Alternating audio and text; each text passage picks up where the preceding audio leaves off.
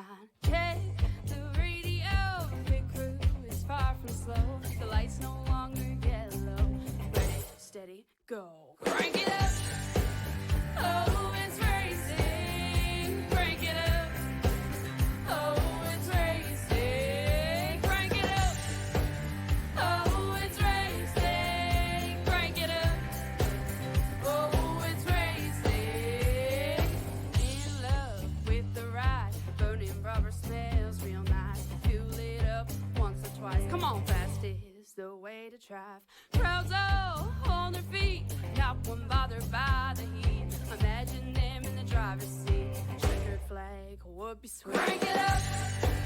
Oh, it's racing. Crank it up. Oh, it's racing. Crank it up. Oh, it's racing. Crank it up. Oh, it's racing. Everybody get ready. On your feet. Here we go. 3, 2, 1. Crank it up.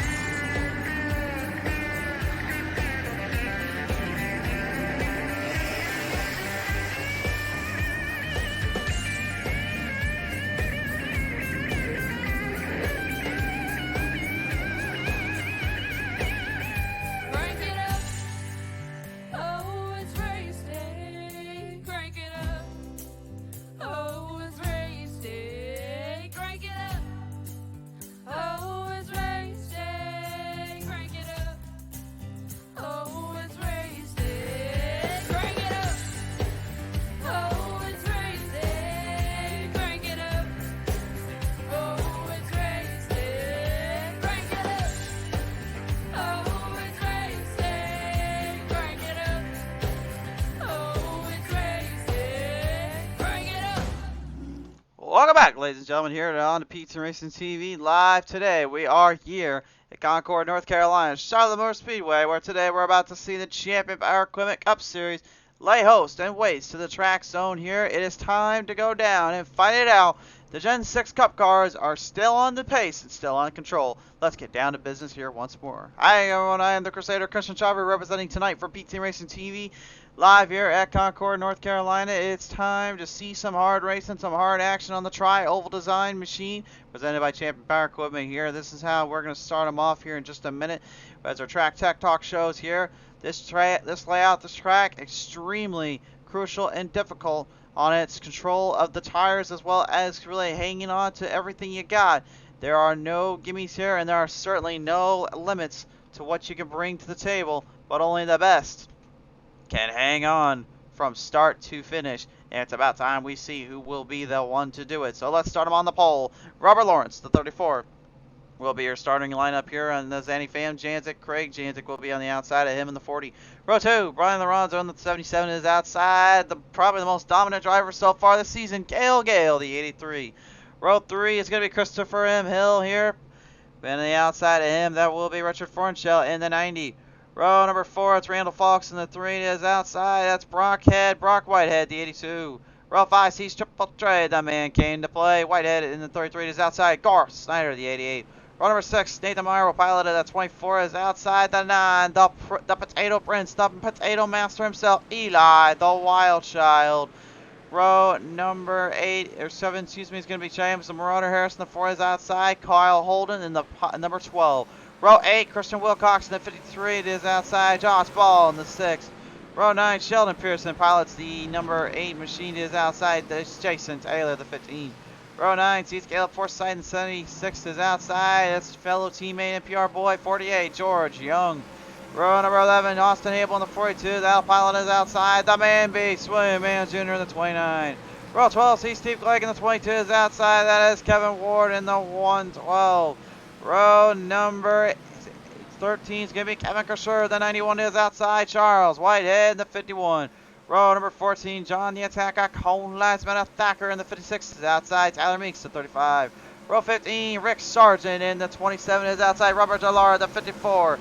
Row 16, Brad Patton in the 10 with Jacob Gibbons in the 20 is outside. And the final starter in this one, Grant Infinger in the 98. Here we go, race fans. It's set in motion. And it's time for the drivers to bring it all out on the track. Which one of these drivers is going to bring the heat and bring the momentum? We're about to find out. Get to it, boys. It's green flag racing at Charlotte Motor Speedway.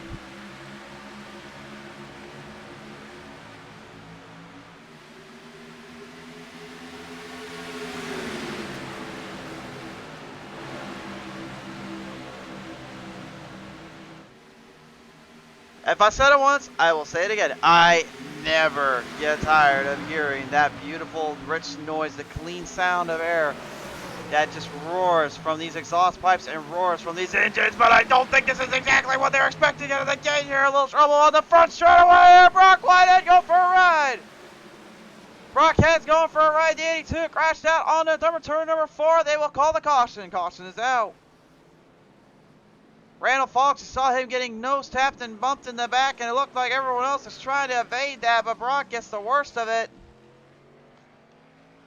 Knocked a little silly there, unfortunately, coming off turn number 4. We're going to find out here. Here's the PTM replay. Watch carefully. See a 33. That's Trey Whitehead. He's pushing that 3 pretty good. Fox gets punted a little harder than I think he wanted to. Gar Snyder gets in the middle of it. And I'll give credit where credit's due to all the drivers that avoided all that. Very well executed on their driving and staying out of trouble. Unfortunately, though, for Brockhead, same can't quite be said. That's all right. He'll pilot it back around and get this thing settled back down. You know he'll be back in the fight ever so quicker than not. In our chat tonight, race fans, we got some friends coming on board. The Papa Beast is in the house. Take it to the front, big man, William Man. And Chris Medford saying, what's up, man? Ready for Thursday? Medford, you know I'm always ready for you, my MFer. And that's his last name, not the actual, you know, what most people say when they say MFer, guys. Get your heads out of the gutter. Medford, it's good to have you on board, as well as Papa Beast Millie Man here. Take it down now. Let's talk with our drivers here. We are going to start through the lineups and through the ranks here. We've got ourselves a roster of heavy artillery and heavy machinery coming through this track tonight. We'll start with the Potato King, the Potato Master. Call him what you will. He is the master of it all. It is Eli, the Wild Child's now on the call line here. And Eli, qualifying wise, you got a top 12 out of the gate here, but already up 4 spots here from the initial start. Things getting a little hectic out of the gate, aren't they? Oh, yeah, that was wild. I don't know what happened, but it was in front of me, and I had a Code Brown moment. But really hope you bringing me in this early isn't a curse like it has been. Well, I mean, generally when I bring you in, it's because I keep forgetting you in the later half, and then that's when the curse usually sets in, because I've always kind of seemed to mess with people's reins when they're getting into that race. Yeah, I guess I guess tonight will be the tail, but, you know, we'll see what we got here. I think we got a pretty decent long run set up. It's we just got to get things spread out. That start was pretty wild, so we'll see what happens on this restart. We'll have to see how everything kind of clears up for you and the crew, but we do appreciate you taking your time to talk with us here live. Best of luck down there, man. Yeah, tell Jess and Olivia I said hello. I'll make sure the Potato Master gave you the old hello, and judging by their comments and reactions, they're already liking and following us here, man, so I think you're good. 10-4, but gotta get that shout out, though. I figured you had to. Thanks, Eli. Take it easy, man. Yep. All right, Olivia and Jess, if you're listening in, your boy says hello. I know you're around here somewhere. Usually you two comment up eventually here.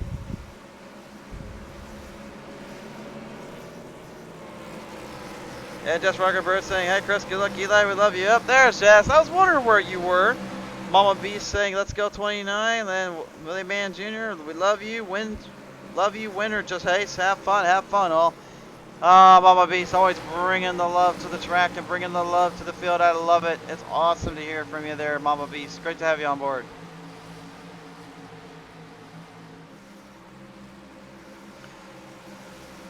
Well, field will get him stretched back in, and right now the mullet man Robert Lawrence will still pretty much be in the top range, the top rung. Does any fan Craig Jantik's going to have his hands full on this restart zone?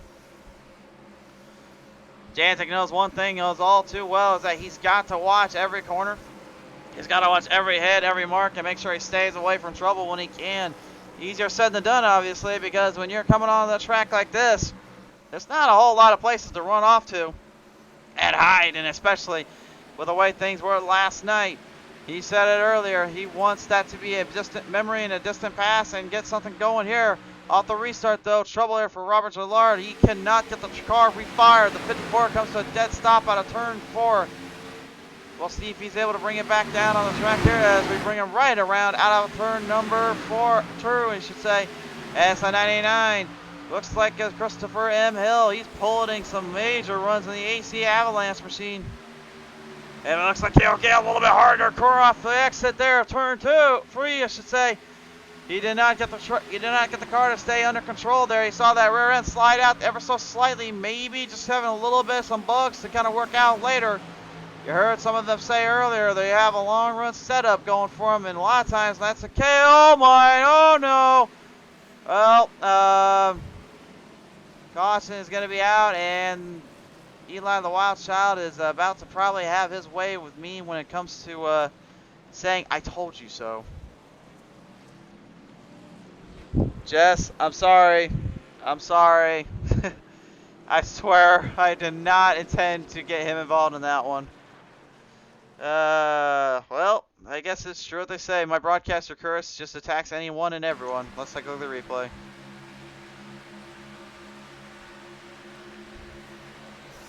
Looks like came off the wall protection there. Looks like Garth Snyder just overdrove it, and you see Kyle Holden trying to back it down, get it away from it, and ends up getting the 9, unfortunately.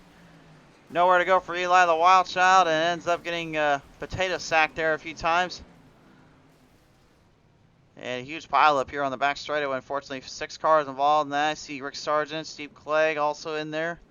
Kyle Holden, we know, got in there. Eli the Wild Child kind of collected in. A lot of them got collected on that one, unfortunately. That was a major wreck there. If he comes into the broadcast booth right now and says, I told you so, I probably would not blame him. I'm just going to say that right now. So, let's take it back down now and talk with some of our other guys here. Let's see how some of the other drivers are playing in and how they're feeling here tonight. Although now, after what they've probably just seen with me and Eli, they probably are like, Crusader, just stay away from talking with us, man. Leave us alone. I don't blame them if that was the case, but I mean, they told me in the broadcast meetings that I need to bring him in, so that's the word of thumb. Well, we'll talk with some other team dump and run guys. Let's take a listen now with Sheldon Pearson in the 8. And Sheldon, I know not been the best start for your team or really the drivers out here. What's kind of going on out here? Is the track just kind of giving you guys a lot of wear and tear and some bugs to work off? Well, man, I don't know. I think this is going to be a long one. And you know, it's a mile and a half. It shouldn't be. We should be able to get through this no problem. But I think a lot of these guys got these cars set up for the long run, and they're really loose right now. So until we start getting some green flag runs and get some heat in the tires, this is going to keep happening. For sure there now. Obviously, I think you guys are very well aware of that whole long run situation versus dealing with a bunch of cautions, as last night, unfortunately, Bristol kind of tore up a lot of equipment, tore up a lot of your stuff here. But kind of taking that history from the past and now kind of focusing on today, how much of that real tire strategy kind of plays in from Bristol here to Charlotte, obviously, because it seems like you got kind of the right end when it comes to long run stuff. Yeah, you definitely got to watch the tire wear here. I don't think it was real bad at Bristol. I mean, my tires were always pretty good. I mean, you could run quite a while on that set of tires, but here they're going to chew up pretty quick. For sure there. Well, nevertheless here, Sheldon, appreciate coming on board. Anybody you want to thank real quick for this one? Yep, GMG and Champion Power Equipment, and you for broadcasting. All right, Sheldon, appreciate your time, brother. We'll see what happens here on the next go-around. All right, thanks, man. Representing Team Dump and Run, ladies and gentlemen, Sheldon Pearson in the number 8. Let's take it down now and talk with some Rusty Motorsports boys as we bring in Kyle Holden in the number 12 machine. He'll come down and talk with us here right now. Here he is, race fans. Kyle Holden here in the 12. And Kyle, unfortunately, got kind of clipped in there a little bit with the Wild Child out that exit there of turn 2. What went wrong there for you and the crew? You know, I didn't see anything happening, and then all of a sudden it was just chaos. So I slammed on the brakes. It just wasn't enough, and I ended up bumping into Richard there. Kind of maybe made it a little bit worse for everyone out there, but just pitted in, took some repairs to see how we're going to go through. But by the way, Eli says thanks for the curse. I was wondering. I said on the broadcast here a second ago. He's probably going to tell me in a minute. I told you so when he says he's going to get cursed.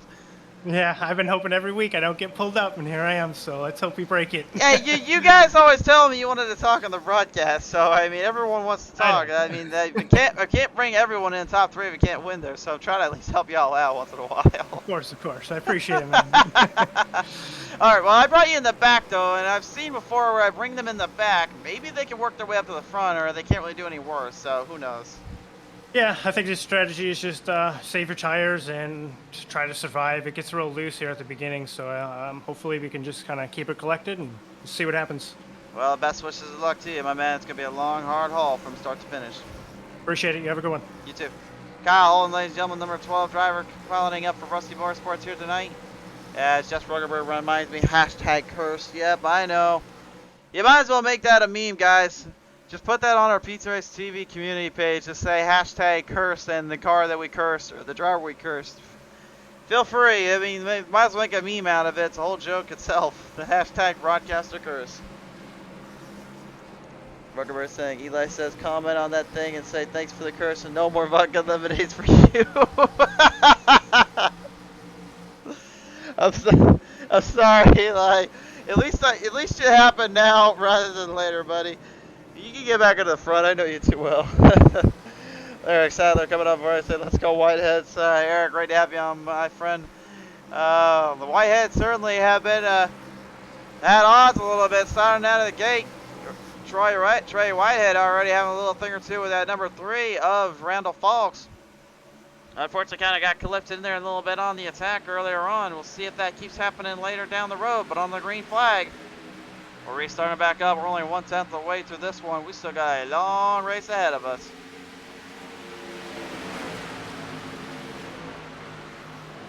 And this is our first time ever seeing Christopher M. Hill here tonight. I don't think he has any relations to Timmy Hill there, the number 66 driver on iRacing. Although I will say, if we ever had Timmy Hill on this show, I would love to meet him. He is certainly a class guy. Definitely a bit of a fun character, to say the least, on the track. So I would definitely love to see him. I'll tell you one guy though, it's definitely a bit of a class act, as well as one of the guys you got to keep your eye out. Man, that is that fella right there in the 83. As the Reaper Nation brings Blackstone Management's racing team back to the fight, back into the show. Gale piloting it straight off the corners, now looking for the Zanny fam. And Christopher M. Hill, man, right now he's doing a pretty good job. Also hanging in with that crew, hanging in with that fight.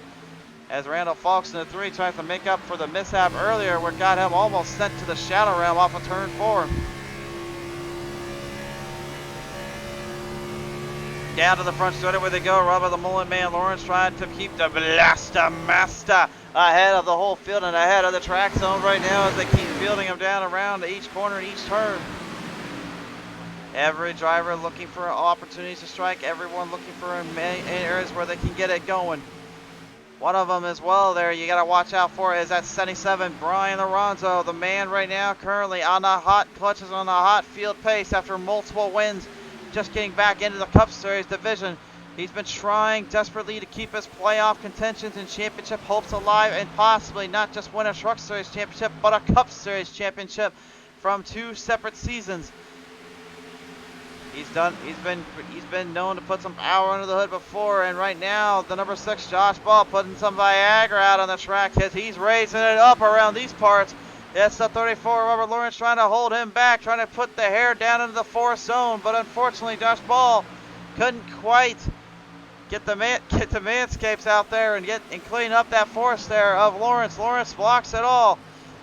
Ball hanging on down here, trying to make a run off here off of turn 2. And now it is Josh Ball looking for the runoff yet again on the guy that won last night in the Green Mountain Girls Fast and Fun Truck Series there at Bristol Motor Speedway. And Lawrence told me earlier, he said he is not taking a single thing from that race last night except for one thing, and that is to get to victory lane, and that's it. Oh, speaking of victory lane troubles, unfortunately looks like we got one up in the corner after turn 3. The Blue Angels 112, Kevin Ward coming to a dead stop here, unfortunately. We'll take it down to the PTM replay and final look at what happened here. This looks like maybe a bit of an unfortunate incident, getting him into a bit of a cockeyed situation here.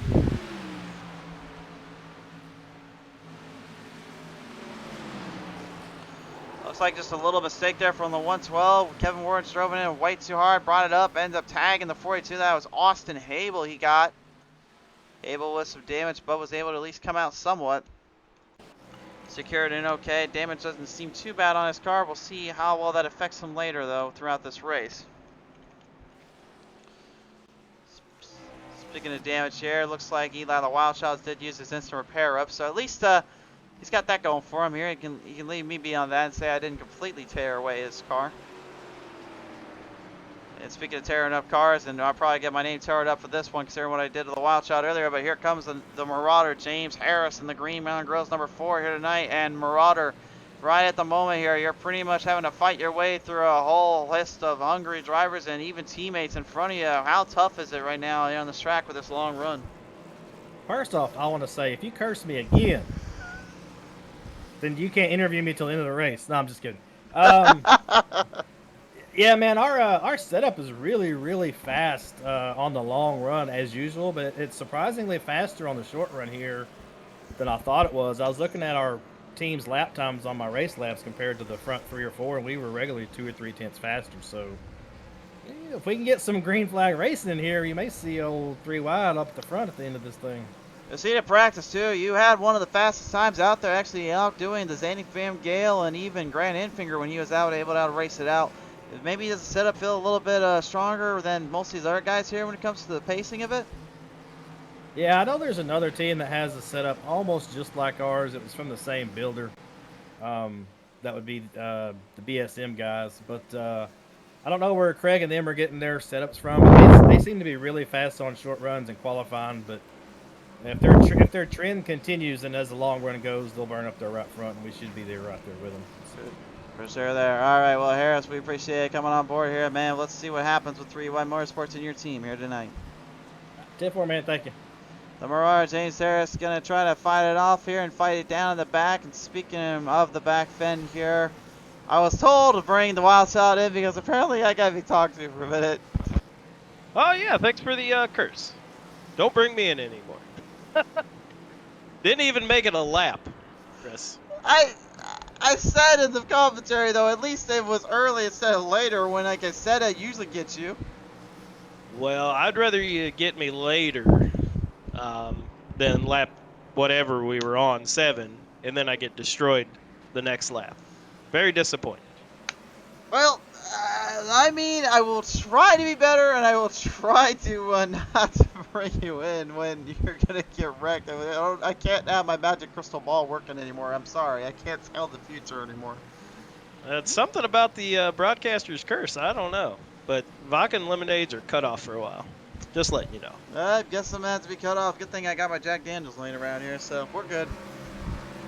All right, well, now I got to go win this thing to break that curse, I guess. Well, you break the curse, I will, first drinks on me in Knoxville. How about that? Well, I won't be there. Next Knoxville race, whenever the heck we can get down there. 10-4. Okay. Good luck, buddy. All right. And for those at home that are wondering, me and him did end up going to the Knoxville race for not only SRX but the Truck Series when they were here in Iowa. So take that for what you will. That's where that whole vodka lemonade joke came from, because that time they were serving vodka lemonades there on the track. And I'll tell you one thing, I'll give credit to the mixed artists down there. If any of our friends down in Knoxville listen to this listen to our broadcast or call, give props to the ladies down there for making those vodka drinks. They make up one mean drink, I'll say that much.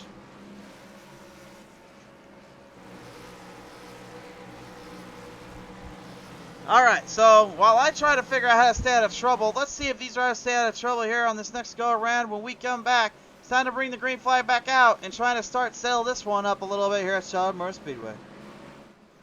Tonight's race, ladies and gentlemen, brought to you in part by our good friends over at Champion Power Equipment. When you guys need the right tools for the right job and the power generators that only one can bring, Champion Power Equipment brings the absolute best on full display. Champion Power Equipment is the leading representative for not only their power generators, but also their tools and equipment for the right place and the right time. So be sure to check them out on their social media platforms, Facebook, Twitter, and Instagram for your local listings. And check out their website, championpowerequipment.com, to catch your next power generator and your tools you need for the job. Thank you again to Champion Power Equipment for supporting the Fast Punch Cup Series here tonight.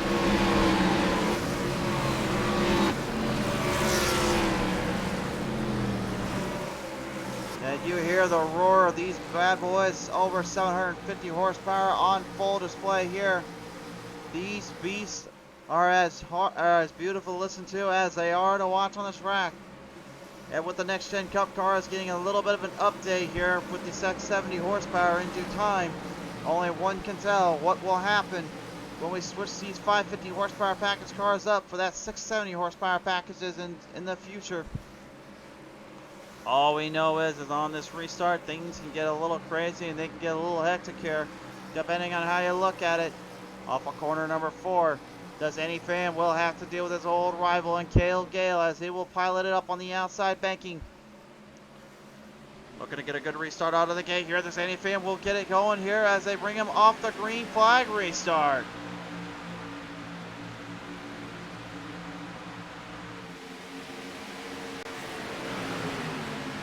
Field pushing their way around the track onto the first set of corners here off of turn 2. Does Any Fan getting a great jump out of the gate?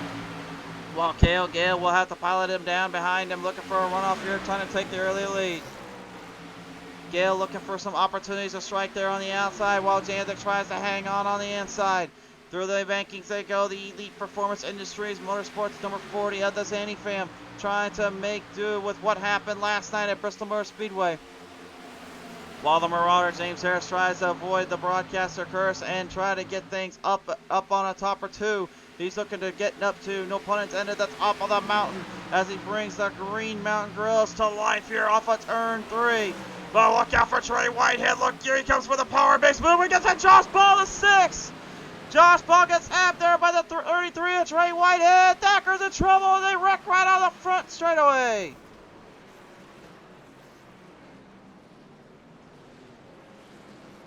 Oh my goodness, the attacker of Golden Lights Manor, Thacker gets a piece and a half here with that 56 machine, unfortunately coming to a dead slide and stop here on the front straightaway at turn number 4. Madness happening all around us here in this race. And you wouldn't have thought that last week we had literally the amount of cautions we have in this one in less than literally 1/5 of what we ran last week at Bristol Motor Speedway. Like, that's not even fair, bro. Well, here's what happened. Thacker, unfortunately, trying to avoid the issues there and try to avoid the situation avoiding with Trey Whitehead, but unfortunately, he did not obtain the control and level of speed that he needed to hang on. Ends up finding himself in a bit of a mess here on that turn end here, and that pretty much is what got everyone all out of control and out of Crazy Town. One more look at it here. Here's a look from our blimp cam. This is something right now you can see. Trey Whitehead, man, I'm not sure what's going on with him in turn 4, but he's got to start settling that thing back down a little bit. He's just getting very aggressive and missing a lot of corners and areas there. That's costing him plenty of time and giving him plenty of headaches here. As you see, even Tyler Meeks, he ended up kind of getting himself into a bit of a bad run there. Got sent to the shadow round, car goes upside down. Couldn't quite get a good angle of that one though, so we'll see if it is currently damaged up beyond repair, if he's able to bring it back out into the fight.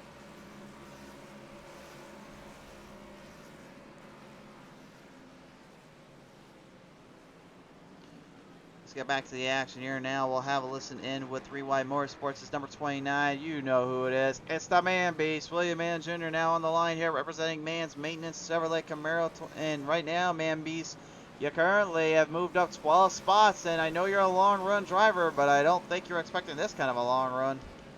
Yeah, it's been a slow pace. Makes it hard to pass. Started to get runs in, and people are just making a little bit silly mistakes. And I think people are just kind of misjudging their setups, I think. So we get settled in and get some long runs. I can make some fun passes. I don't know if you caught the pass in the grass there. I think I messed my pants up. I don't know what that is. I'm not sure. I didn't really catch all that there, unfortunately, in the pass in the grass. Although usually, if you do a pass in the grass, you're supposed to switch out the 29 with a 3, and you're supposed to put the 29 in Atlanta if you're going to do a close finish like that, if it's not the 3 car. Well, I do have a Canapolis K on the side of my car, representing the hometown, so that's the pseudo 3 for tonight. Well, at least the hometown got the car settled in then. Yeah, here we go. So, Man Beast, I got to ask you, we can start getting a little bit of a green flag run going, kind of get these things dialed up a bit. How much do you think it takes before the tires really start to fall off and really gets a little too out of control for you and your crew? I think about 15, 20 laps in, you'll start to see fall off in these guys. I don't know if you guys can see it up there, but a lot of these guys are pretty loose entering and leaving turns.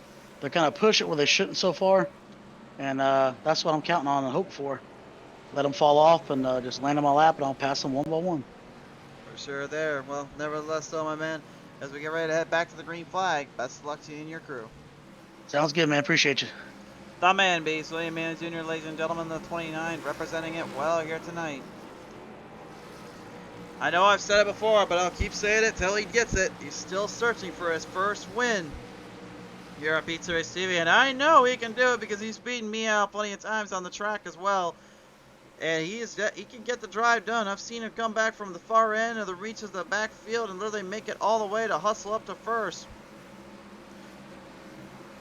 But right now, he's not really, in my opinion, up in his usual grip and his usual ground. So if he's going to win here, he's going to need a lot of work and a lot of help, that's for sure. Mama Beast, Papa Beast, we brought him in though, so at least now we know how he's feeling out here. He's representing his home track well, I will say that much.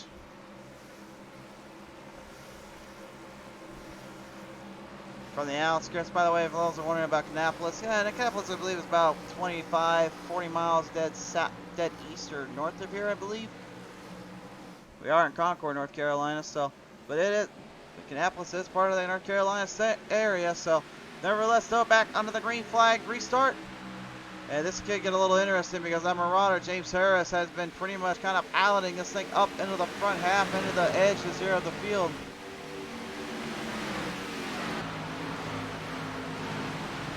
Down on the end zone here, everyone kind of gets some run, get some speed gained up here. Cale Gale looking for a hard charge. On that number 40, the Elite Performance Motorsports Machine Industry Motorsports trying to hold on. That's Blackstone Management's 83 of Gale Gale looking to pull another one out of the hat. I don't think I have to say anything more about him being in victory lane. He's been there plenty of times and got himself quite a few wins here on the show. So really, I think it's going to be just a matter of time he can do it again as we go on board here with Brad Patton in the number 10. You want to talk about a guy after a hard charge of the night? This man has outranked the field on that run. 31 position was where he started. He's in 4th. Say that for you, Will. That's 27 spots up. That's incredible. That's crazy to say at least here. Speaking of crazy to say at least here, 3-car battle for the race lead. Marauder pinching his nose right where I think Janzik wasn't wanting him to be. But I think Janzik knows all too well when Marauder's behind him, he'll get a bumper eventually because he knows a few receipts are still needed from Michigan. And I know those two have said that it's in the past, but I can tell you right now, nothing goes in the past. I've still got receipts out here I'm giving to my drivers when I race them out there. It never goes away. You just don't let that go away like that. And he certainly is showing he is going to keep it dead heap and dead close with every single one of them throughout these corners and throughout these turns.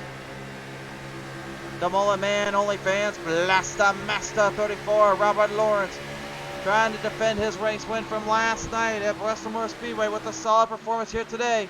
But Brad Patton in the number 10 Ally mixed in Dale Earnhardt scheme is currently on the nose and on the bubble here, making for a runoff on Gian. Take a look at the inside. Here comes Patton.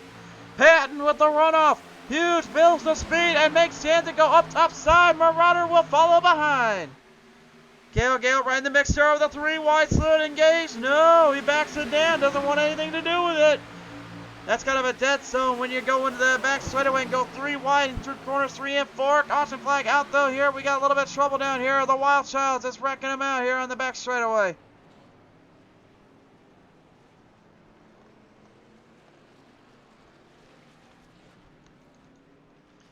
Well, Jess, Olivia, I think I might be short a few vodka lemonades for a while.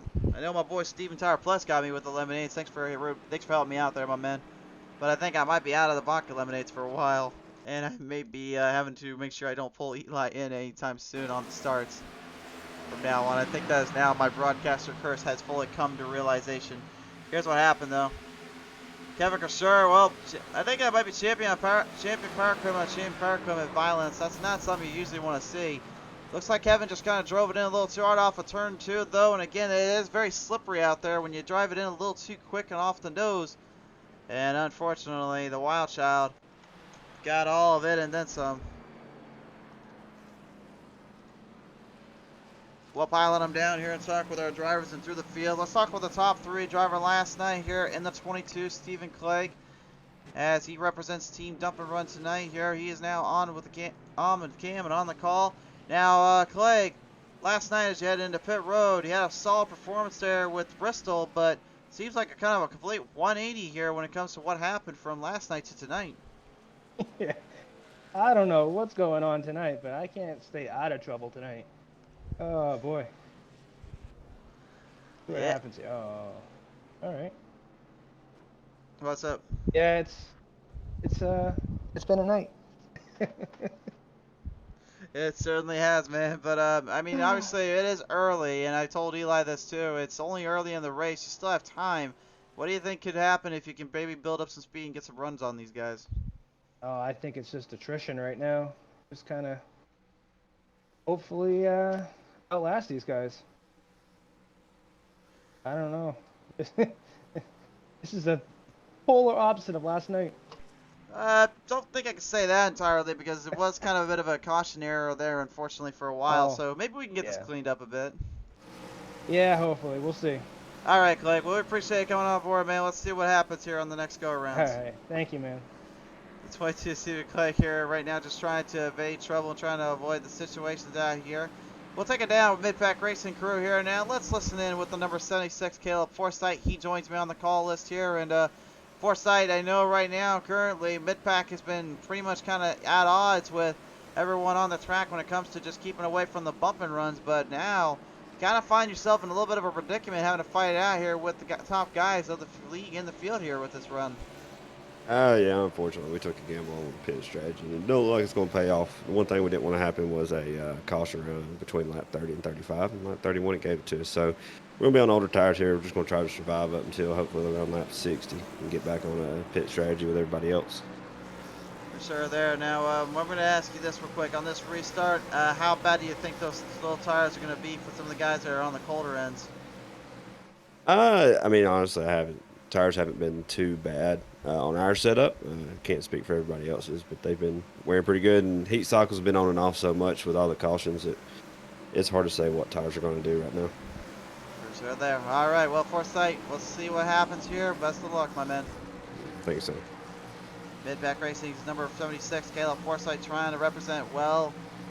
Trying to do what, unfortunately, Thacker got kind of caught up in earlier run, but even George Young gonna hang in there with his teammates. So top 4 right now include the Mid-Pack boys and then include the Blackstone Management boys and Christopher M. Hill, really one of the only guys representing with the Camrys tonight, trying to get something going here and trying to put some Toyotas back in the fight. Off of corner number 4.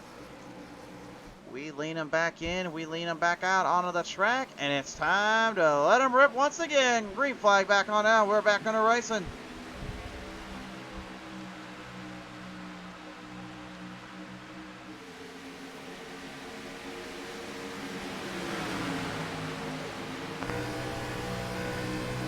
This is going to be the real big kicker here. As guys that are coming off of pit road, they're going to have a lot fresher tires. Their tires are going to be a little colder, so they got to start really kind of tearing them up a little bit, get them worn in a little more than usual. The question is, how will they fare on being aggressive versus how will they be trying to stay off of the aggressive list? Because it can get a little bit tempting here to do that, and it's going to happen again. Josh Ball clobbered in there on the front straightaway, hits up a few drivers. George Young involved in that one too. And the 48, unfortunately, not able to escape the madness yet again.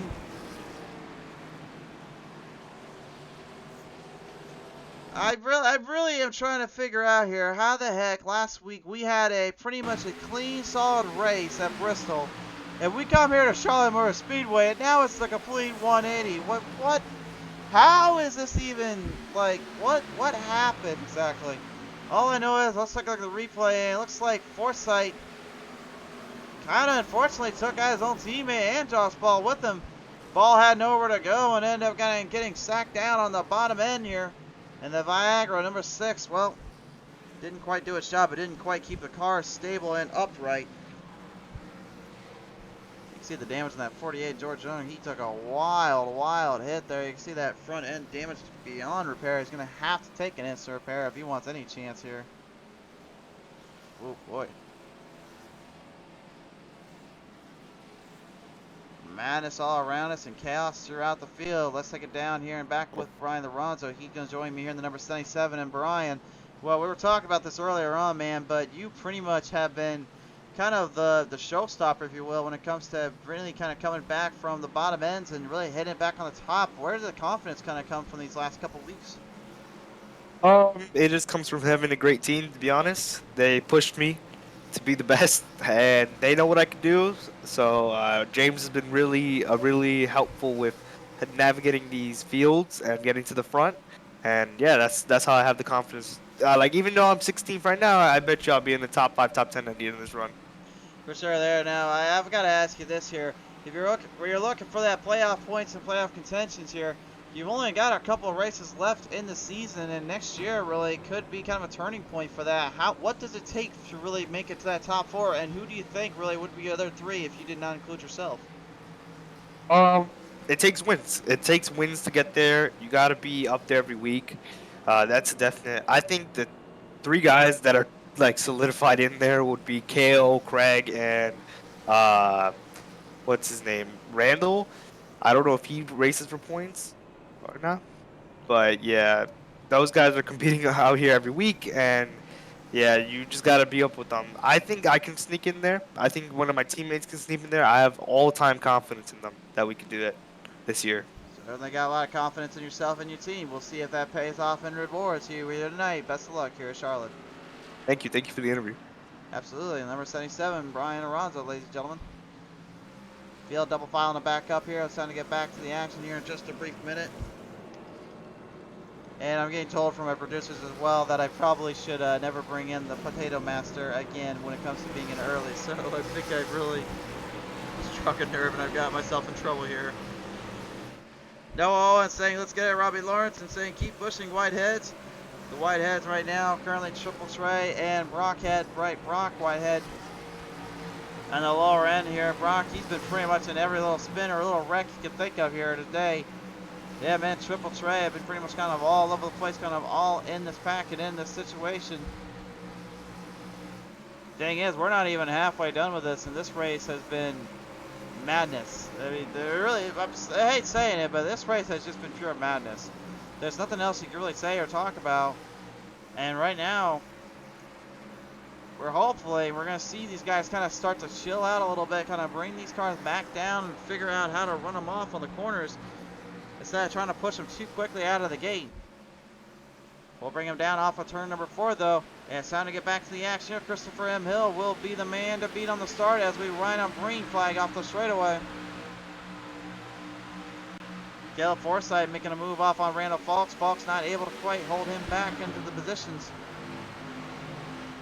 But here comes that power-based maneuver by the Champion Power Equipment 3. Randall Falks now with a hard charge up on the outside. Tyler Meeks going to follow in line.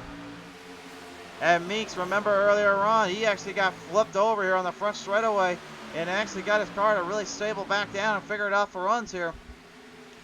Looking to maybe make these guys think about this just a little bit, really work for every single ounce of pressure they've got on the track.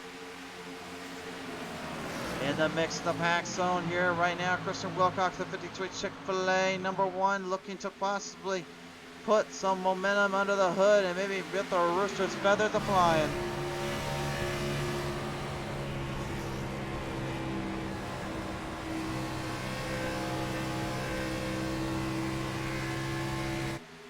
That is one thing, though, up front that we will say they'll have to be a little bit careful of. It looks like the 10 of Brad Patton's ally retro threat scheme and throwback scheme is kind of getting a little bit on the Glitchcraft for Gremlin side. Looks like heaven. It looks like the upper room and the shadow realm is trying to take him down with them and or up with them, and unfortunately neither one can seem to make up their mind, so he just keeps dissipating in and out so badly.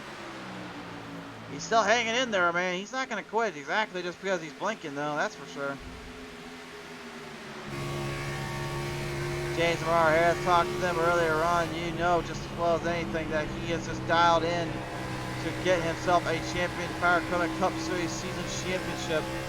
He's come so close twice and multiple times, multiple days, multiple races. Last season was a heartbreaker for him as the Wild Child just completely tore it up and knocked him off the podium and knocked him down on the final laps at Kansas Speedway. He told me earlier that he hopes that's not going to be the case this year, as we got another problem down there. Kevin Ward coming to a dead slow stop. The 112 Blue Angels machine badly damaged on the rear end there and brings the caution back on out. We'll take a look at the PTM replay here and see what has happened in this case. Presented by Champion Power Equipment Cup Series. Let's see now what happened. 3 wide salute. Josh Ball going down to the bottom lane. Austin Hable kind of brought in there and had really nowhere to go. There's just not a lot of room down there, and there certainly was not a lot of area for mistake. And the 112 Kevin Ward learned that one the real hard way.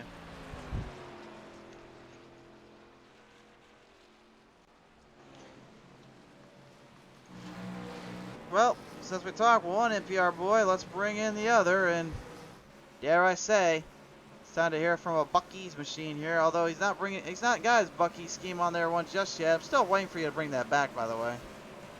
I'll bring it back. I didn't know you wanted it. Well, your little channel here on the voice chat has got the Bucky's Beaver on it. I mean, I thought by now we were more clear of this.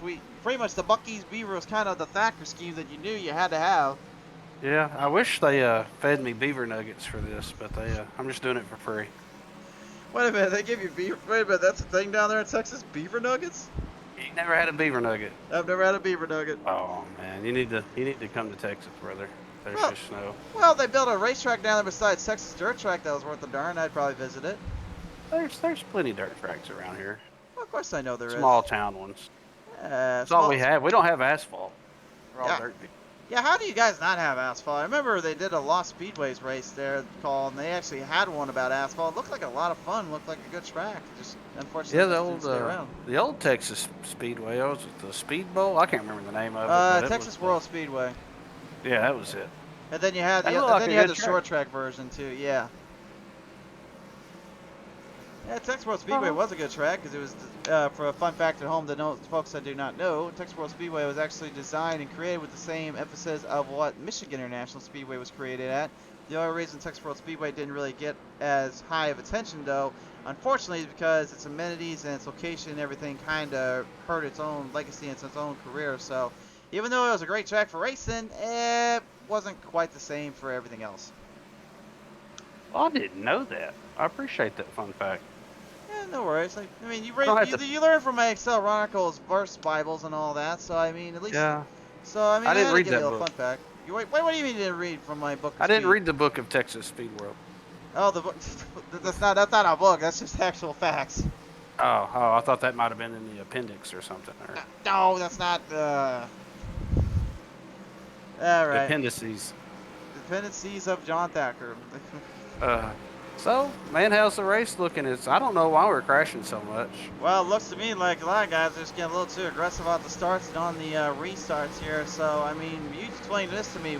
How come those tires are so slick and so hard to control when everyone else is trying to just get around the track?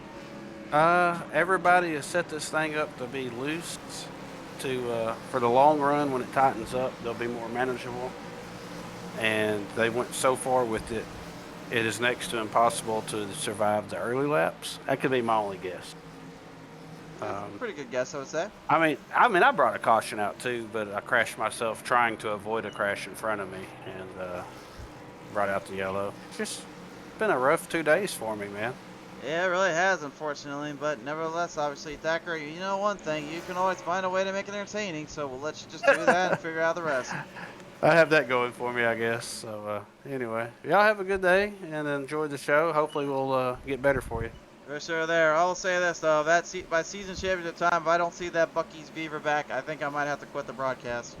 All right. I'll bring it back just for you. All right. I can't wait. Thanks, Thacker. All right, see you.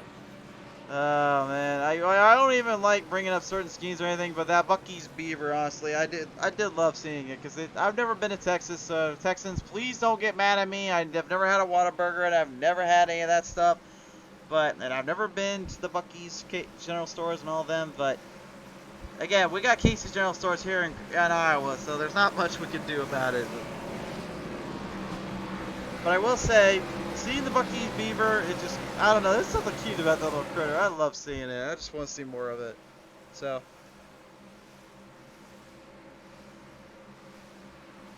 Alright, well, we currently have been at a bit of a struggle and a little bit of anticipation on whether or not we're going to get this one really locked and loaded and really fired away, but we are still just about halfway done with this race.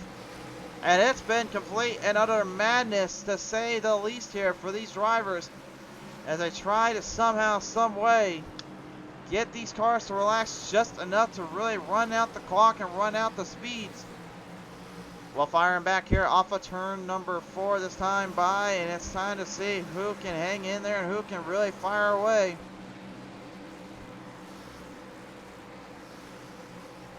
Off of corner number 4 here, bring him back to the green flag restart zone. And they're going to try to get him back going here. They're going to have a little bit of a hard start on the go, though, because guys were not going out of the gate. Drivers trying to avoid trouble, and instead I think they found themselves more in trouble. Out of the gate, though, right now the 10, Brad Patton getting ahead of the Zandy fan, Craig Janzik, while Caleb Forsythe tries to fight it off the Zandy fan. The NPR crew has been known to put up a show and put on a little bit of a run here or there, and he's trying to do that and then some. Lining it back down around out of turn number 4. This go around here, all the fields and drivers making their way into positions, looking for some opportunities to strike and hit them big. Meeks looking to keep the Carrillo 35 Ford Mustang up ahead of that Chevrolet Camaro there. Up Patton's a hard charge of the night, bar none. The man started 31st, he's 28 up. Meeks though, respectable 28th, he's currently 24th. Up in the field. And it appears the upper echelon and the shadow realm are still trying to figure out where to take the soul of Brad Patton from us. And unfortunately, you can't seem to make up their own mind, to say the least here. On board here with that EC Avalanche 99 Toyota Camry here. Christopher M. Hill right now, your race leader. Staying ahead of the power machine there of the 3's Randall Falks. And Christopher, you can see he's really locked onto that bottom end of the run and back down the bottom end of the track. That seems to be kind of his playing grounds and really his playing field to hang in there, while guys like Patton try to literally muscle this car around the field and around the ends. Got a huge runoff coming off the corners and through the fields.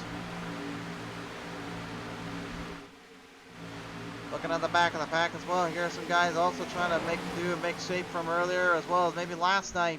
Jason Taylor is certainly one of them, the 15 Remington Ford Mustang. Last night, absolute heartbreak and despair for him and his crew. He just could not get out of his own way, could not get out of the trouble pack zones. He told me earlier today, if I'm going to give it all, I'm going to make sure I make every single one of these drivers turn their heads and realize I'm not just another face, I'm ready to race. He's looking to do that against the Man Beast, Lee Man Jr. As right now the 29 is currently in the top 15 slot, trying to hang in. Jacob Evans on the outside, taps the wall off of corner number 3. Into the turn 4 he goes. He'll line him off the exit with a Rat Ross 20 as the man's maintenance 29 swings it straight to the inside.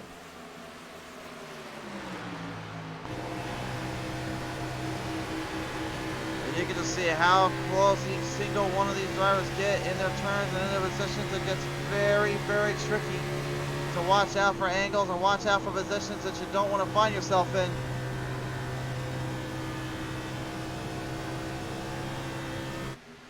You can see even as well just how slippery those exits are. Remember, these drivers are running on tires and cars that are over 2 tons of weight, with the tires really just kind of giving them all sorts of glaring issues and glaring problems to work around. It's not exactly the easiest scenario, the easiest situation to kind of get out from and really stay away from. And a lot of guys will tell you, Charlotte Speedway is probably one of the tougher of the mile and a half to really master, because it's a track that commands your respect and it commands you to race it well.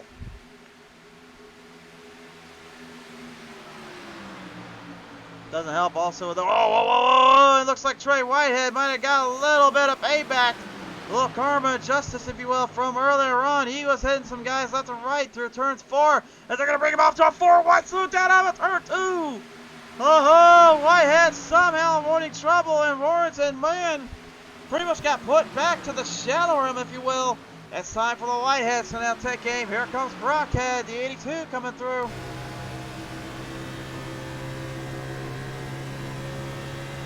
Brock trying to keep it with Trey Whitehead here, and his brother currently just about 3 spots ahead of him, but he knows he's right there with the group and right there with the field.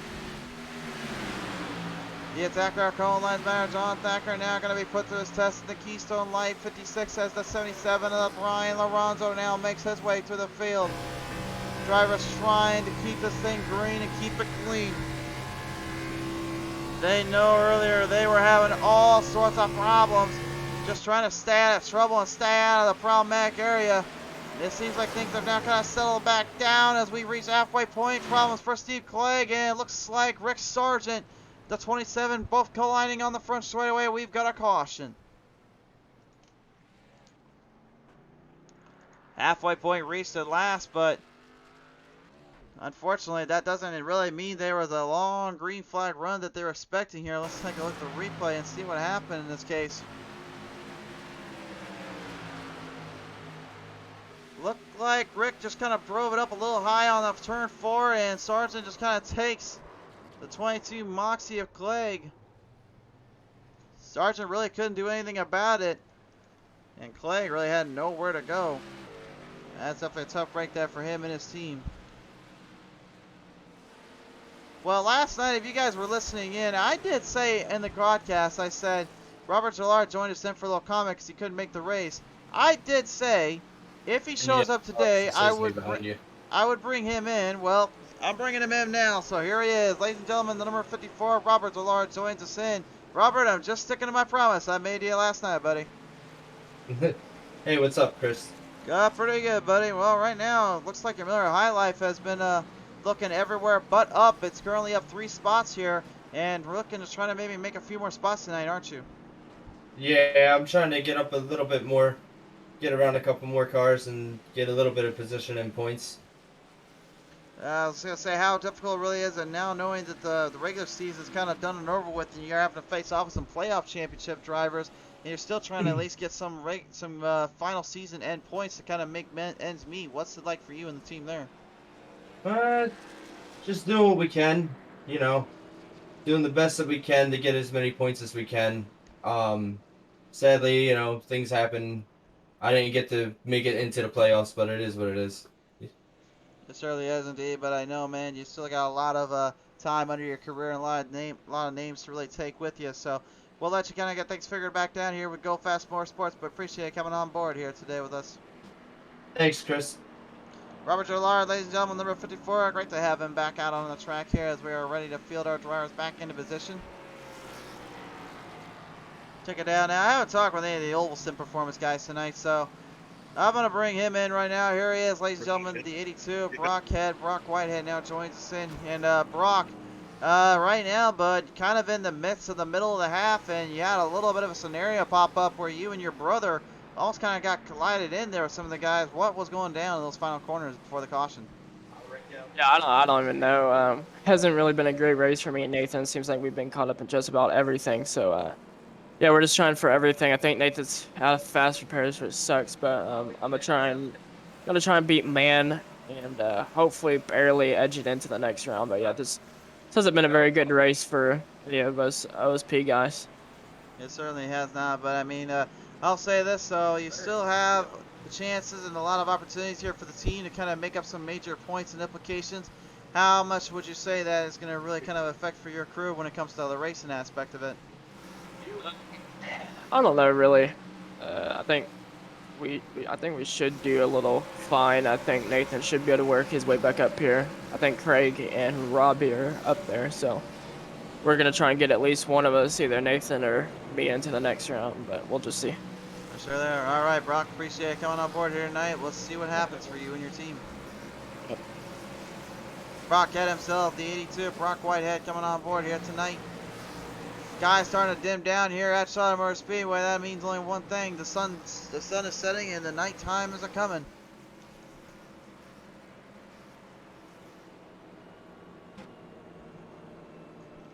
Still looking to get our field pace back in position here. And not been the best of situations for some of these drivers out here tonight.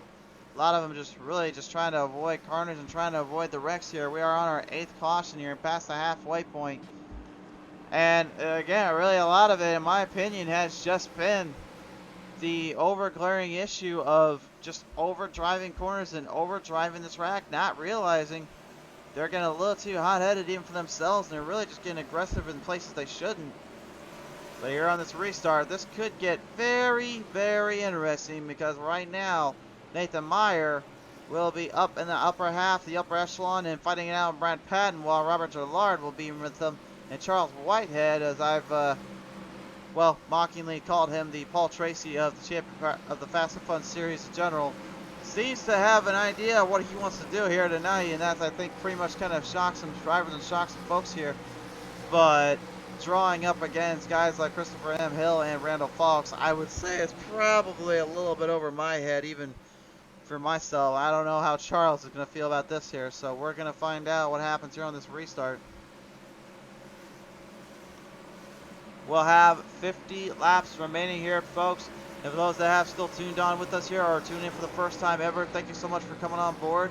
I know this hasn't been the most long-running series, if you will, but I guarantee you these drivers have raced and done a lot better than what you've seen before on here. As you wanted to go back and watch that race at Bristol, you'll see exactly what I mean.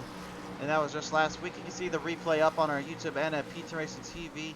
Just type in Champ Power Equipment Fast Fun Cup Series at Bristol, and it should pop right away with that one. And if you like what you see there, just feel subscribe down there and like and follow us up here on Facebook. We always have live racing and action to calls here, so you never miss the beat, never miss a show around these parts. Let's get to the action back on the track. We're bringing it back to the green flag.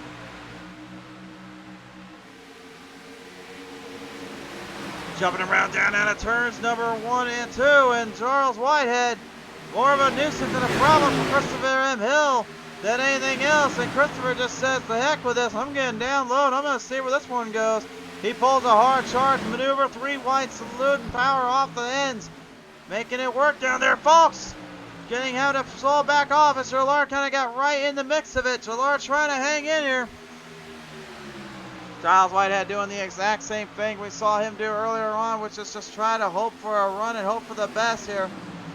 Field's starting to really shape up and take full aim. 3 wide salute yet again out of turn number 2. Look at this here, the perfection of the 3 wide salute. They are still 3 wide in the corners. My, oh my, they've been able to hold on. Can they hold on a little longer? Charles gets the bump, and Gale gets spun off of turn 4. Gale is spinning off of turn number 4, gets spun to the shadow realm he goes. Not a whole lot of areas, and Eli the Wild Child's got a piece of it here as well. Got a piece of him and some of the crew guys. I'm not sure if that's exactly what he wanted to do there. Man, Gale just, I don't know what the heck happened to him there, man. He looked like he was all settled up and nice and under control, and the next thing you know, he got tapped. I think he got tapped by Meeks there off of turn 4. I can't quite really see from that angle what exactly transpired. Here's the replay. Gale had no choice. He had to get around Whitehead. Charles was pretty much a little bit on the slower end. So Meeks actually got tagged by Whitehead. That's when Jantic and them got into it, and that's when Gale kind of got the lower end of it. Although for Gale, I'd say that's pretty good considering he didn't really take much damage until Eli decided to kind of come in and give him the old bump and run or nudge there. That's like getting a slap in the face. Like you just don't know how much damage that took, and you really don't know how much you got out of it.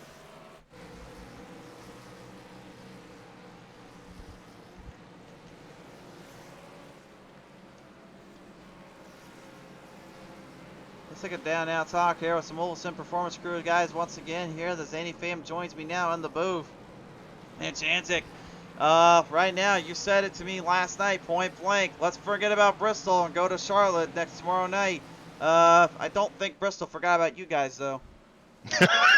Wow, I am, geez, you got to put a trademark on that because I'm going to go into the team chat right now and exactly say that because that's hilarious and it's so true.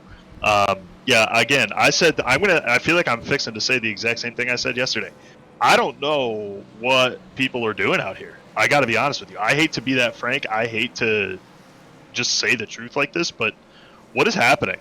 We're a lot better than this kind of racing, and I think we all know that, and I think that makes it worse because that just adds to the frustration of this. Now, thankfully, we somehow survived that.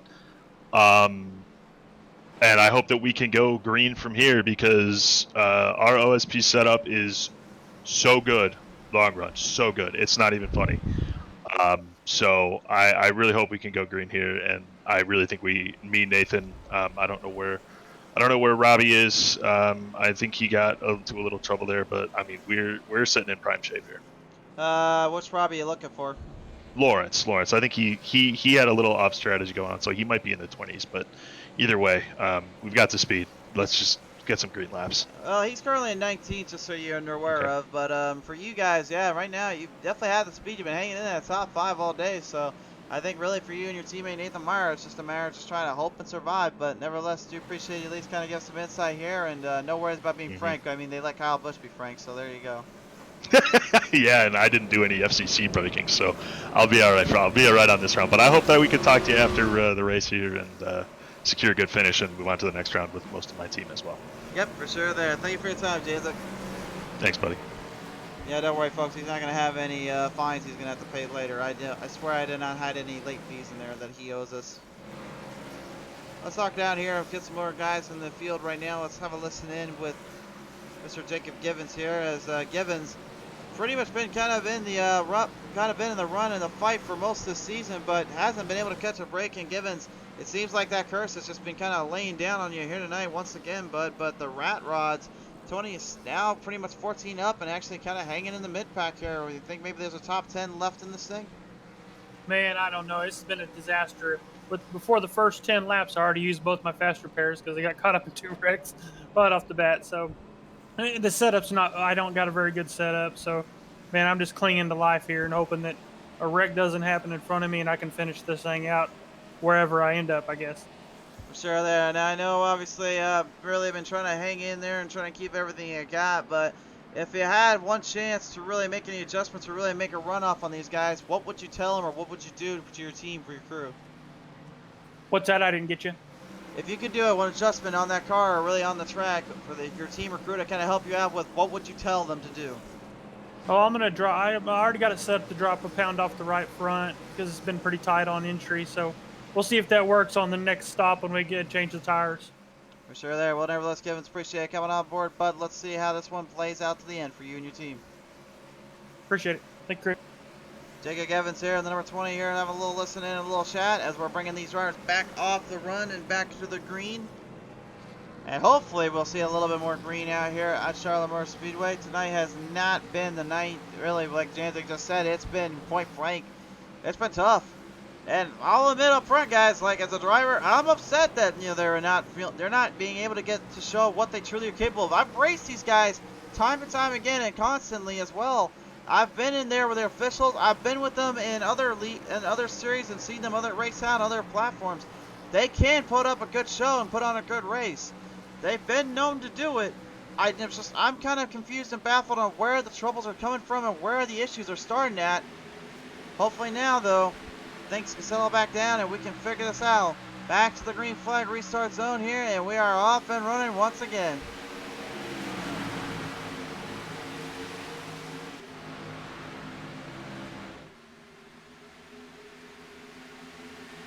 Back on the back straightaway here, and now there's Andy fan Craig Janzik talked earlier about really trying to watch out for the aggression and watch out for the control. Well, one guy has definitely been known to get aggressive is definitely the take no prisoners attitude of that forward. James the Marauder Harris is pounding and forcing the drivers to bill at his will.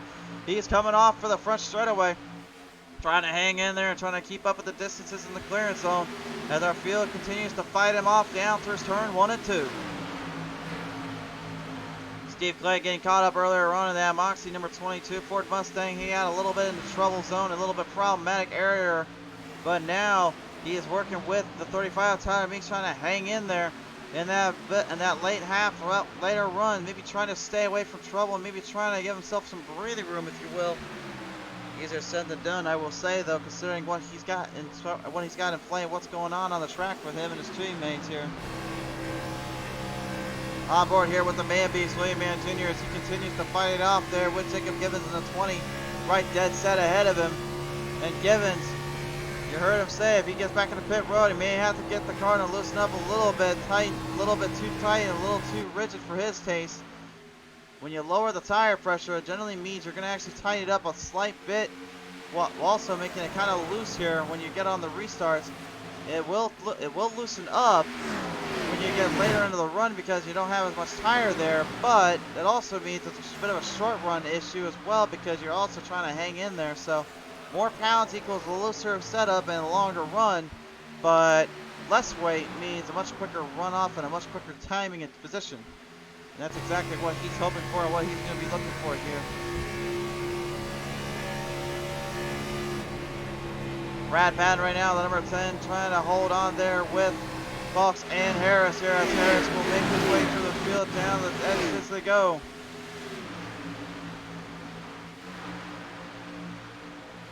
Lieutenant Brad Patton hanging on the outside, but he's going to get dived down by the Marauder. Meanwhile, back in the middle of the pack here, look out here. The top 10 going to fight in a 5-car frenzy of a race. Every driver just literally opening up their Racing Bible 6 shell Chronicles, first 8 of 9. In my time of need, I'm trying to find a clean run, trusting the power of speed, and I'm going to make it look like a fast and fun. And right now, it is certainly looking pretty fast and fun with some furious drivers in between. And I think really the furious part of it is because they haven't been able to keep it clean all day long like they feel like they should have. A nice 3-wide slid over turn number 4 as Nathan Meyer in the DuPont 24 hangs on for dear life. Kept himself out of trouble there at least and kept himself from getting into the madness that spreads in. The 77 of Brian Alonso looking for a charge off on the inside corners. Power base move off the run. Now firing him down the back straightaway here. Looking to maybe make some changes and make some clear-cut positions and oppositions to the drivers. You heard him say he is looking for a top 5 run tonight, and he has the power, and you know he's got the confidence to match it. Not as much confidence as you have when you use a little Viagra around here, and I'm not talking just for the potato mass around these parts. Josh Ball here right at the moment, firing off hard here as he continues to manage his tires with five positions up. He started back in 16th, he's up in 11th.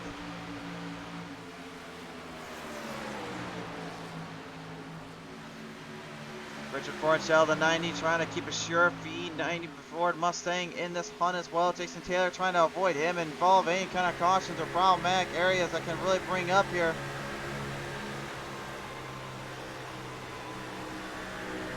Just so much crazy racing in between, so much chaotic issues in the run off the course.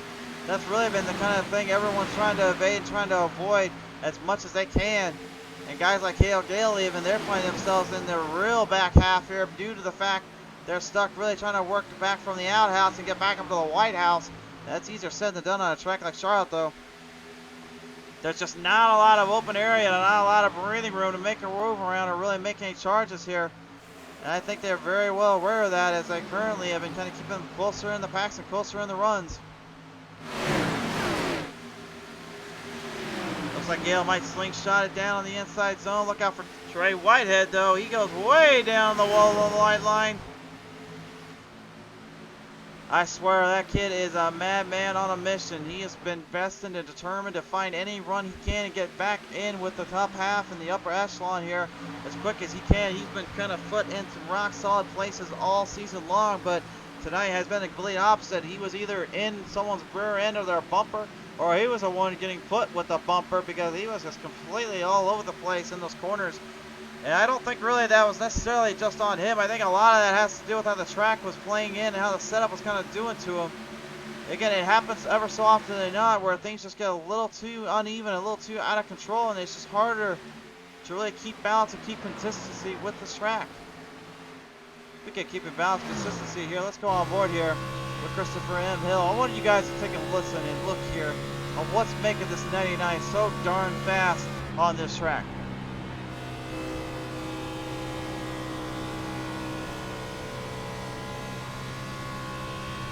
Now there are three main parts to the Charlotte Motor Speedway to master the track. The first part is very simple, follow the line. When you're running on this track, you got a little bit of an uphill to kind of work off of, which involves going through that little upslope there from turn 1. Then you have this little down area here off of turn 2 to give yourself straightened back on the back straightaway. Still a little bit of an embankment there though, so you can't exactly just go full after surfing it down the front straightaway with what that flat bank is. Take it back up through the uphills of turn number 3 and 4. And then back through the tri-oval area. Have to kind of really corner off those exits there to make sure you get some good run. And that's how you master Charlotte Motor Speedway. I myself have got a couple wins here on this track here. Not necessarily with anything that is involving these cup cars, but more or less the street stocks, which to them really it's more of a plate track than anything. For those at home that don't know, that are just tuning in with us, a plate track is referring to Talladega or Daytona Super Speedway, where most drivers kind of are literally on a wide open surface, wide open range, and they're having to really keep close packed, harder racing. It's a very unique display of hard racing and hard battles, of course. But it sure makes for some great fun and some incredible battles, to say the least. Triple Trey came to play Whitehead, 6 spots down from earlier on here, starting 9th, currently at 15, with the veteran Cale Gale right behind him, looking to knock him down a few pegs. Cale, former NASCAR driver in his own right, really piloting up the trucksters and making a name for himself onto the sim racing platforms, especially with our crew in iRacing. He's a heck of a driver and a heck of a contender, man. He's learned from his real life experiences to what he does here on the virtual world of racing.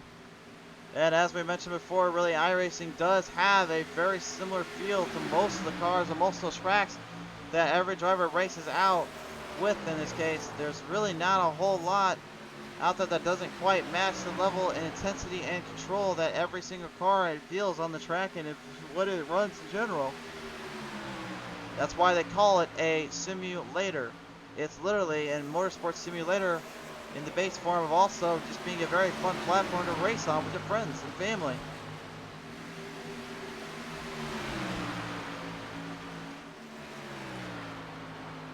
Keep coming along right now. Randall Fox, Christopher M. Hill all got a pretty good distance in the field. James and Roder Harris, I think, has finally avoided my broadcaster curse. So Harris, you can't come at me for that one. But as for my other little cursed member of the family and the group, I hate to say it, but Eli the Wild Child still down in the 22nd spot range. I said earlier that when I gave him the curse, not on purpose, mind you, but I said earlier at least I gave it to him early so he can work off that for later on. I didn't think for 1 second that it was going to take him this long to kind of get back into the fight, back into the show here. I thought it'd be a little more easy for him to actually work around it for later, not now.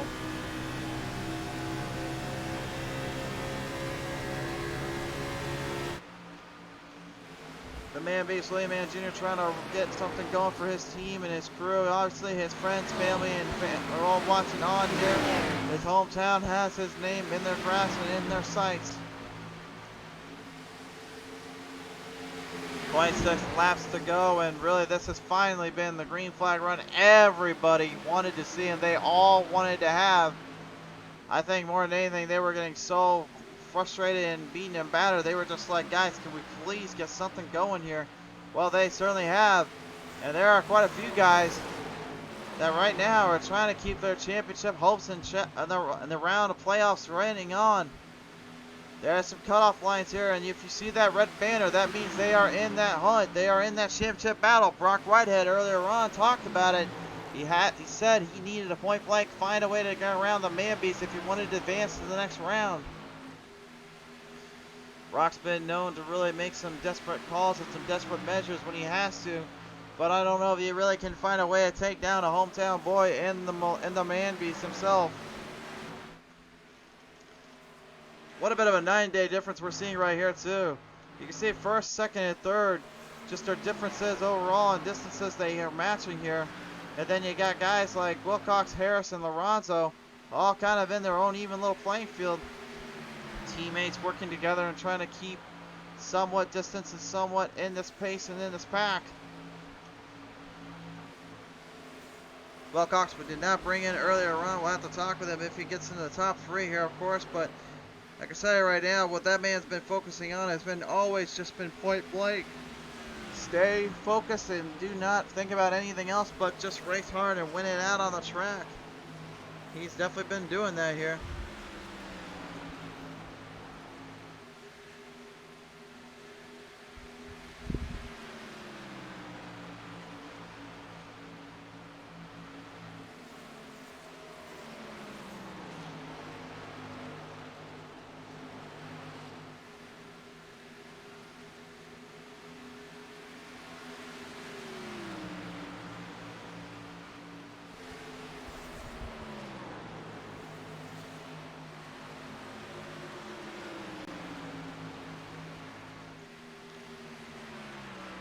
Drivers right now looking to get some momentum going. You saw earlier that best lap time there. A lot of these guys really kind of found themselves in a bit of a run, a bit of a pickle here, obviously, when it came to finding any kind of speeds, any kind of distances.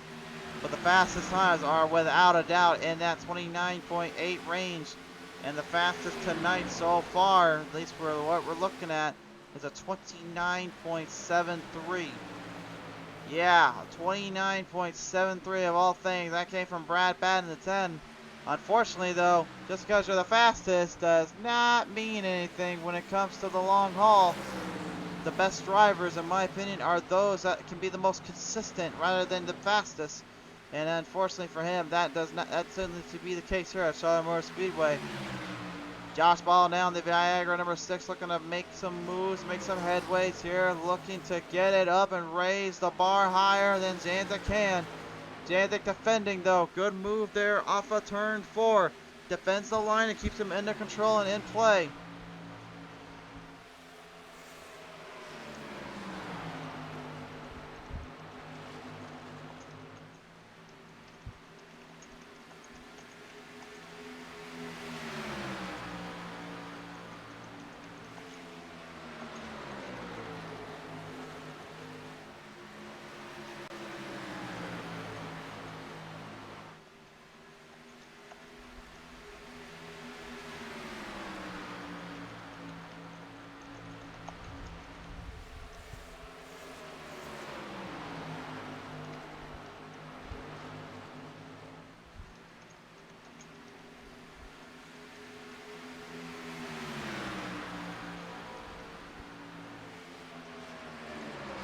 $18 laps remaining here, and right now Brian Lorenzo and Christian Wilcox just kind of laying it thick and thin. Lorenzo looking to possibly make a little bit of a charge here. I think his teammates are saying, hey, if you want to race, let's race, but do not do anything too crazy here. And I think he's well aware of that. Cale Gale looking to not only race back up to the front, but looking to make some hard charges and some fights back into this field. He has been kind of cut on the barn burner here all day long. And he's looking to try to hopefully fight it back out with right now what is the reigning and defending race winner at Bristol Motor Speedway last night for the Truck Series. Obviously, Lawrence will not get himself another win here in this one unless something huge changes, but the top 10 wise is still very much up for grab. As now even Lawrence has got a little company behind him. Rick Sargent trying to stay out of the way. He is a lap down while Cale Gale tries to just keep hammering the throttle and put some Reaper momentum into this machine.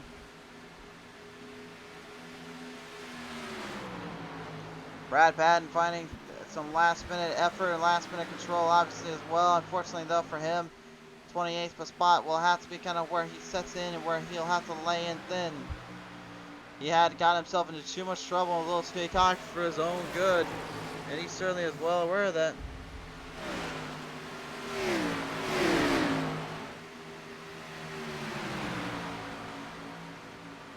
With 15 laps remaining, really anything can happen here. Anything can really kind of pull up and just completely derail the momentum. But for Christopher M. Hill here, that is not the case. That is not what has really been on his mind. His objective has been point blank. Just make sure this whole field bends at his will.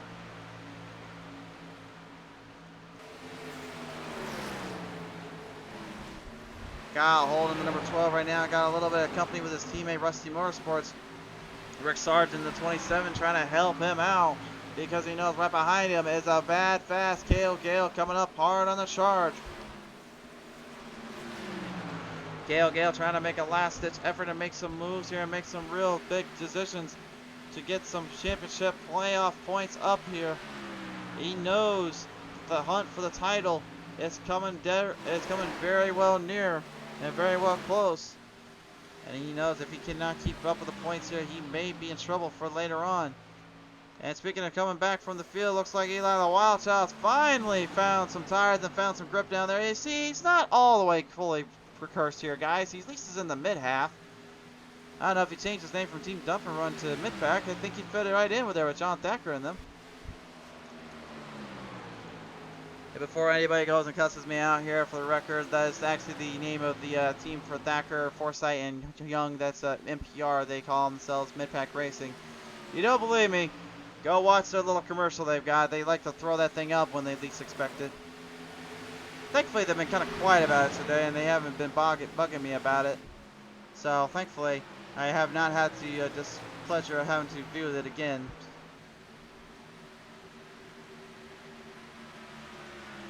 Great, Zane Van Janzik right now, the number 40. Currently hitting in top 10, ranking 7th spot for him. Right up ahead, though, 5th, 6th, and 4th here. With Ryan Lorenzo in the 77, Christian Wilcox in the 53. Lorenzo getting some major draft speeds off of Wilcox and making him think about it just ever so slightly.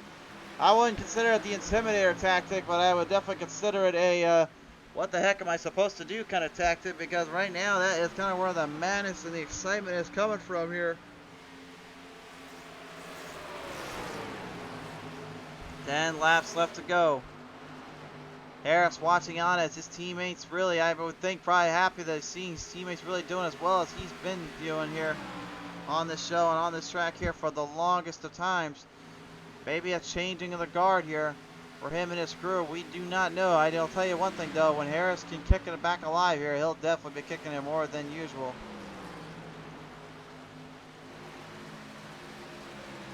The PM & Sons, number 8, Sheldon Pearson, also had a pretty good field day here, kind of keeping the mid-half. He's in the 16th spot, looking for that 15th place here of Richard Fornshell. Pearson has been firing many graphic gremlins, been firing many demons off from him so often than not. Now it seems like he's been finally able to kind of exercise them and get himself a little bit of a chance. And with the way this field has been as of late here today, it seems like maybe that chance is coming ever so closer than he realizes. Robert Gillard there in the 54, currently out a lap down here at the moment. Just trying to stay out of the way here. Tyler Meeks is currently in the top 10. K.O. Gale already passed him by about a second and 8th ahead of him. Man Beast, William Mann Jr. trying to fire off quick to catch Triple Trey. Can't play Whitehead. Brock Whitehead's season, though, may be up for grabs here and may be at stake for his championship hopes. You heard him say earlier, if he can find a way to sneak his way in, he has to take down the Man Beast. Well, that may not be the case here, as unfortunately he's just going to fall a little short and fall a little bit off pace unless something major catastrophic happens. I just don't see it there. 6 laps remain, and Jacob giving them the 20, just trying desperately not to end up any more laps than he already is down. Looking to make some moves, make some runoff here. He's currently fighting here with Randall Falks. Falks gives him the inside line, lets him go in and take charge of the run here.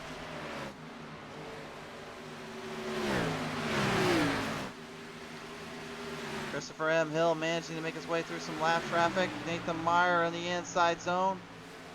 Trying to hold on here. The C Avalanche trying to hold AC Avalanche, Toyota Camry 99.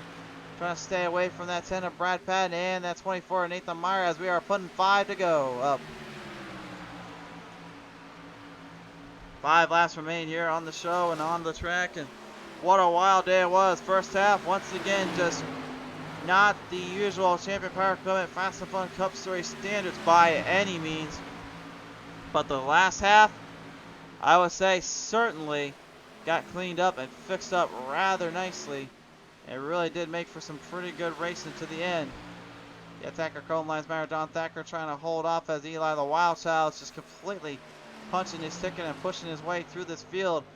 Give credit where credit's due. He is not out of this hunt yet. Remember, he is still a championship driver, so His season championship will be at stake and on the line if he's not careful in the later halves of these races. He's going to have to start really getting a little more dialed in and get set for the next pacing here. 4 laps to go here at Charlotte Motor Speedway. Next week, the drivers will be having a little bit of crazier times and a little more of a hectic times. We're switching the Cups cars out with Xfinity cars because guess what? It's a Talladega time, baby. We're going to the big 2.5 mile plate track. I talked about it earlier, but we're not bringing Cup cars. We're bringing Xfinity cars, so at least we know one thing's for sure.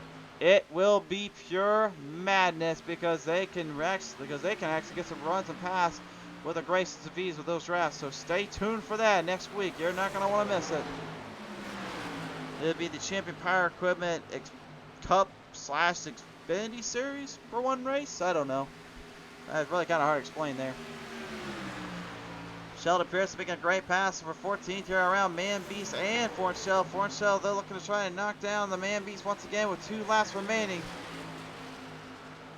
This is really kind of your battle for positions and drives up for grabs. Lorenzo and Wilcox also looking for one last little heated session, little heated 10 just this year too.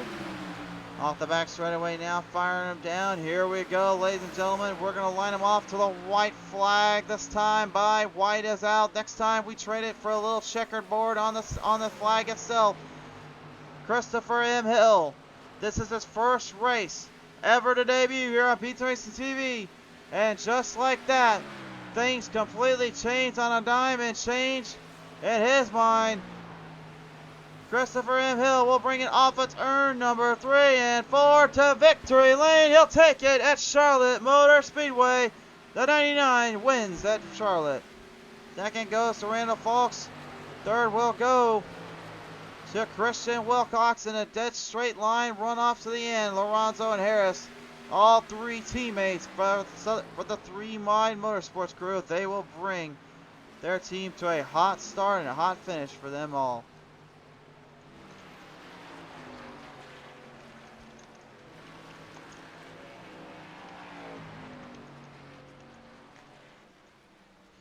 There he is, race fans. The 99 Christopher M. Hill pulls off a solid performance and a big victory in the AC Avalanche machine. And I guess maybe folks thought he didn't have enough of a push to get a good burnout. So he said, hey, bud, let me give you a hand with that. Just completely destroys that rear end of his up.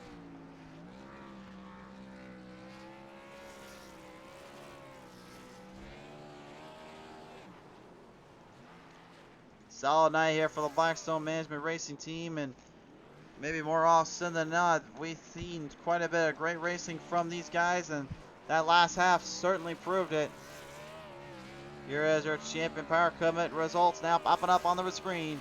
Christopher M. Hill with the victory. Second to Randall Fawkes. Third to Christian Wilcox. Fourth to Brian Lorenzo. Fifth to James Harris. Sixth to Josh Ball. Seventh to Kyle Holden. Eighth to Jason Taylor. Ninth to the Craig Zanny Fam Janzik. And 10th to Tyler Meeks. Rounds out the top 10 on display here. We'll take a look at our other finishers here in the 33 of so we have here tonight. A whole laundry list of drivers came out to play and put on a show. Unfortunately for some, they just could not last out the entire time, and it ended up with costing them all their run and their chances here, to say the least. Let's take it down here and talk with our top 3. Here he is, ladies and gentlemen, in the 53. Christian Wilcox now joins me in here. And Wilcox, man, what a performance and a great finish for you and your team. Coming away third. You had a lot going on the track, and certainly having your teammates there probably eased the attention up a little bit. Yeah, it was honestly really nice having them in my rearview mirror, knowing that we were solidifying 3 out of the top 5 spots, just, fortifying our lead in the team points. But I can't take away 3 Wide Motorsports. We're here to take it all, especially in the team, but individually we're holding our own too. So we're doing pretty well. We came to have some fun. You guys certainly are indeed, and I'd say having a little bit of fun includes really just finding out what the best and the toughest here. I have to ask you though, I mean, Bud, you've got a lot of races here left still coming up in 2022. What's going to be your biggest timeline and really objective here to really work off with the fields? One race at a time, but if I can complete an entire race and finish in the top 10, that's a major accomplishment considering the competition. But just like tonight, it's any man's race, especially at the end. I had an early incident and I battled back. I got to give props though. We had a pretty awesome car for our team, and it showed, especially on that long run. For sure there. All right. Well, nevertheless, though, Wilcox, is there anybody else you want to thank for this top 3 tonight? Absolutely. I'd like to thank Champion Power Equipment for putting this on, Chick-fil-A, and Century Complete. See y'all next week. We will see you indeed, my friend. Congratulations, and we'll see you at Talladega with some Xfinity cars. Awesome. At 3Y Motorsports, is, ladies and gentlemen, Christian Wilcox coming away here with a solid performance here. We'll take it down now and listen in as Brian Lorenzo, coming away for a second. We'll actually go to Randall Fox. I don't know why I said Lorenzo there. My apologies, folks. Anyway, let's bring him in now, ladies and gentlemen, for representing Blackstone Management Racing. It's Randall Fox now on the line here. And Randall, congratulations, my friend, on another top 3, top 5 podium. You just, I don't know what it is, man. You just seem to find speed and control better than anyone out here when it comes to consistently hitting your marks, but with up there with Cale Gale and them. But had a newcomer in here with Christopher M. Hill, and he just kind of stunned you guys here as well here. What was the thing here with you and your team? Yeah, man. First of all, I'd like to say that last run was really fun. I was glad we were able to, finally get going there and get a good run. As far as my race went, I just wanted to stay clean and just, try to put the car in the places that it needed to be, to get this finish. And I knew Chris was going to be fast, him running with us. Wanted to say congrats to him. He's super good here, and I knew when he got the opportunity to get in the car tonight that he was almost a sure fit to be running up front. So yeah, just it was a really good race there at the end, and I'm happy the way it turned out. Certainly there indeed. Now I have to ask you, as you're kind of getting ready to sign off here for the night and kind of call it a day. I mean, you got Talladega next week, and it's with the Xfinity cars, not with these Cup cars. How much is that going to be kind of waning on all these drivers' minds, knowing they've been extremely aggressive in these last couple races? They're going to have to back it down a little bit, aren't they, at Talladega? Yeah, I'm not too much of a plate racing guy. Like it doesn't fit me. I don't like to do it.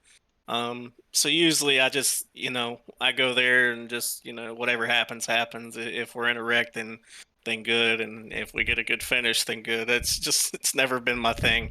But yeah, the guys that are definitely fighting for points, they're gonna have to pick and choose their battles, and choose where they want to be on the track, if they want to be in the mix or if they just want to ride and hopefully miss the big one, because what's gonna happen. For sure there. Before you sign off, anybody else you want to thank here for this one tonight? Yeah, thanks to Champion and Blaster, all the sponsors. Thanks to Reaper Speed Lab. Thanks to Kevin Kerchar. Thanks to you guys for putting on the broadcast. Can't wait to go back and watch it. At least the last 50 laps of it. And again, congrats to all these BSM guys, and especially Chris for the win. For sure there. Well, nevertheless, Randall, really do appreciate your support to the show as well as the crew. Congratulations on another top 3 finish, and we will see you in due time, my friend. Appreciate it. Ladies and gentlemen, representing for Blackstone Management Racing, the number 3, Randall Fox. And now, race fans, at long last, it's time to talk with the number 99 in that Toyota Camry. He is your race winner here tonight, representing for AC Avalanche. It is Christopher M. Hill. And Christopher, you literally just kind of showed up here and just completely dominated this track. First off, congratulations on that, and welcome to the show, man. What a victory for you and your team. I appreciate it. Glad to be here. So I gotta ask you, really, what the way the car was handled, the way it was set up here tonight. I mean, really, what was the biggest factor that kind of really got you up into this half and really to fight it out for this far of a race and this victory? I mean, the setup wise, it's just pure balance. I mean, you got to be able to get to the blue line consistently every lap, and I knew we just needed one long run to let that all play out. I mean, it's just consistency and being committed to the blue line, because I mean, end all be all, that's the quickest way around here. Certainly was indeed. We did watch you kind of hitting that line off the corners a lot of times here, and really bringing it all down to the wire and its perspective here. really, was there anything you think that maybe a better restart could have settled up for Fox or them to kind of catch you on, or do you think we still had so much more momentum than them? Um, I knew it was going to be kind of tight on fuel, so my plan out of the gate was to just go ahead and get a lead that would be comfortable for me being on the front row. That way, if I did have to do any kind of fuel conservation, I had a little bit of playroom, but we ended up being right on the money for gas anyway, so we didn't have to do any fuel conservation. So that lead I built up early paid off. I didn't have to give it back at all. It did indeed, and nevertheless gives you a victory lane trip here on PTM Racing TV. So I have to ask you, Christopher, who do you want to thank here tonight for this victory? I got to thank everybody at Blackstone Management, AC Avalanche, Champion Power Equipment, Curb Records, Kale, Randall, Boyd Hogan for help with the setup, and yeah, all the guys back at Blackstone Management. For sure there. Well, nevertheless here, Christopher, I do appreciate you coming on board. Congratulations on your first win, really your debut race, man. What a victory and what a way to go out. I appreciate it. Thank you all for putting on the show. Absolutely. Ladies and gentlemen, the number 99 representing for AC Avalanche, it is Mr. Christopher M. Hill. And what a race this was from the beginning to the end, and maybe all the right ways and maybe some wrong. But at the end of the day, racing is about as unpredictable as it gets, and it certainly proves here tonight. From all of us here at PTM Racing TV, a big thank you here to Champion Power Equipment for helping support these guys, supporting this crew. Be sure to support them on their social media platforms, Facebook, Twitter, Instagram, as well as, of course, their website, championpowerequipment.com. Check out their local products and the latest listings. From all of us here, though, PTM Racing TV, we are not broadcasting tomorrow night, at least that we're aware of, but you never know anymore. So, while we have only a few races left here in 2021, we do have a big show coming up Thursday night. As you heard Medford say earlier, get ready because that is coming. Spartan Logistics Management LLC iRacing iRock Series is next on the lineup. But from all of us here at PTM Racing TV, thank you for tuning in. See you very, very soon.